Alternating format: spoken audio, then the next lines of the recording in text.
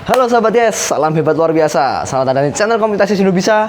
Anak muda Indonesia pasti bisa. Hari ini saya akan sharing bagaimana mengatasi kegagalan setelah yang satu ini.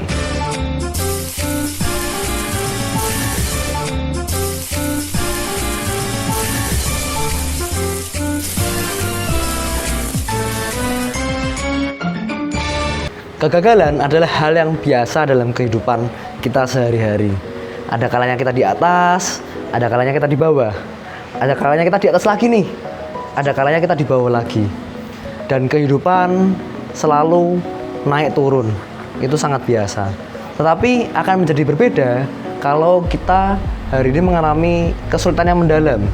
Kita mengalami titik terendah dalam hidup kita. Titik tersulit dalam kehidupan kita.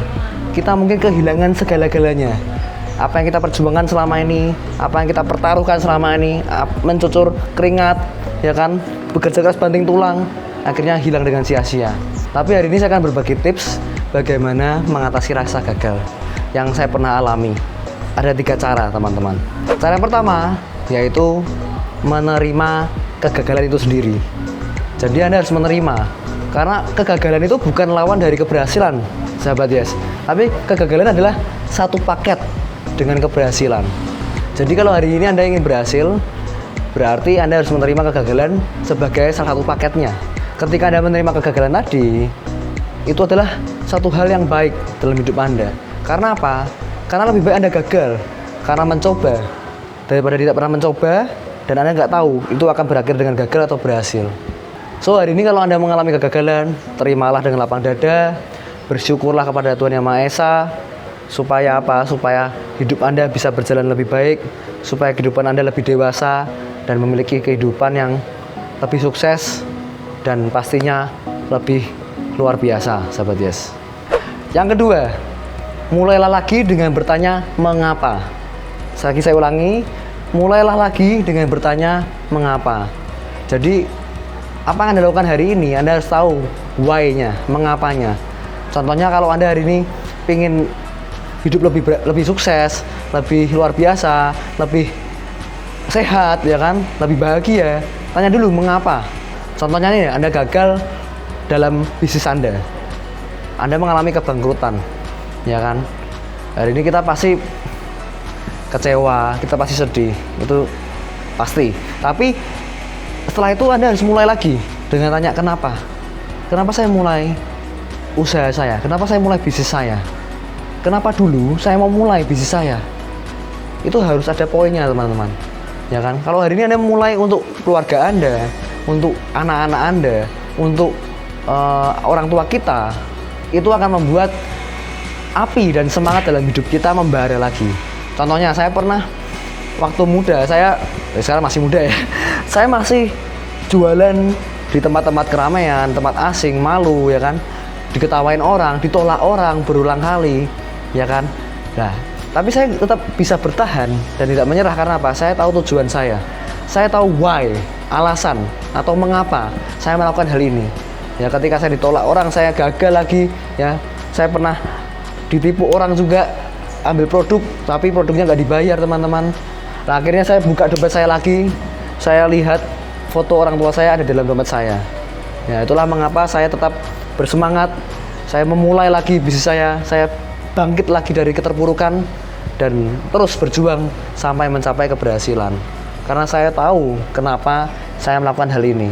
So, mulai dari apa atau mengapa Anda mau melakukan hal itu. Itu akan membuat semangat Anda membara lagi. Yang ketiga, Anda evaluasi kegagalan Anda. Guru yang terbaik itu bukan pengalaman kita, teman-teman. Itu kurang tepat menurut saya. Guru yang terbaik adalah pengalaman yang dievaluasi. Hari ini kalau Anda punya kegagalan, Anda punya pengalaman di masa lalu yang membuat Anda terpuruk, evaluasilah dari sekarang. Saya selalu analisa 5W, 1H, yaitu where, why, who, when, what. Dan 1H-nya how. Jadi mengapa, bagaimana, siapa, apa, ya kan, dan di mana. Semua saya analisa. Dengan menganalisa tadi, Anda bisa menjabarkan permasalahan Anda, kesulitan Anda, dan memulai lagi usaha Anda atau memulai lagi bisnis Anda dengan lebih baik. Jadi sahabat Yes, Kalau Anda hari ini mengalami kegagalan, mengalami titik terendah dalam hidup Anda harus menerima hal itu. Anda harus bisa memulai lagi dengan why, kenapa, dan yang terakhir Anda bisa evaluasi. Dan ketika itu juga Anda bisa lebih bersyukur, lebih bisa menerima, lebih bisa lapang dada untuk menerima kegagalan yang ada dalam hidup Anda. Dan saya yakin dan percaya semua orang pasti dihinggapi kegagalan kok. Bukan cuma satu orang atau 2 orang.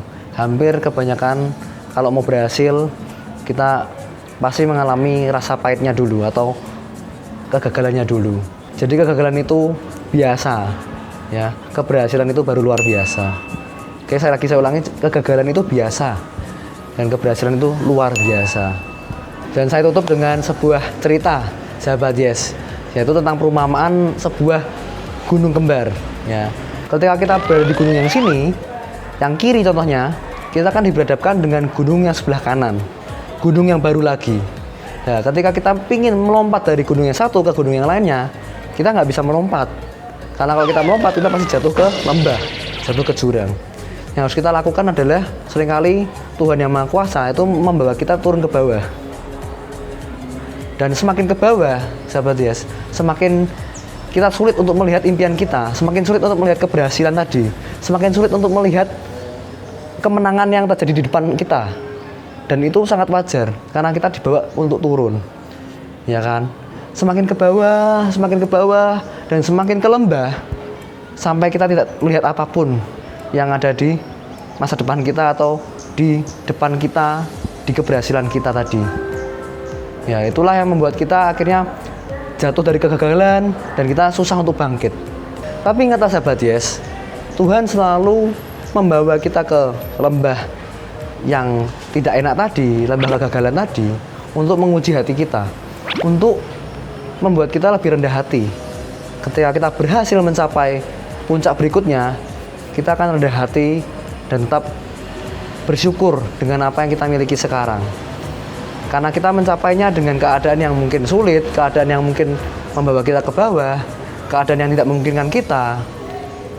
Dan akhirnya ketika kita siap, hati kita siap untuk diuji, ketika kita di bawah, kita akan dibawa naik lagi menuju ke gunung berikutnya, gunung kemenangan tadi.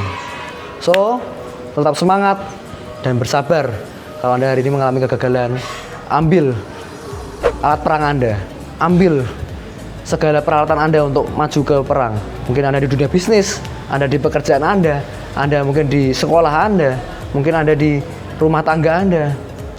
Ambil fasilitas tadi, ambil perlengkapan yang Anda miliki, dan berperang lagi, maju selangkah demi selangkah. Dan siapkan perlengkapan ketika Anda berada di lembah tadi. Oke, terima kasih. Semoga ini bermanfaat. Dan kalau Anda suka video ini, klik like ya. Jangan lupa bagikan ke teman-teman Anda, berikan komentar yang positif, dan jangan lupa subscribe, aktifkan loncengnya, dan selalu salam hebat, luar biasa.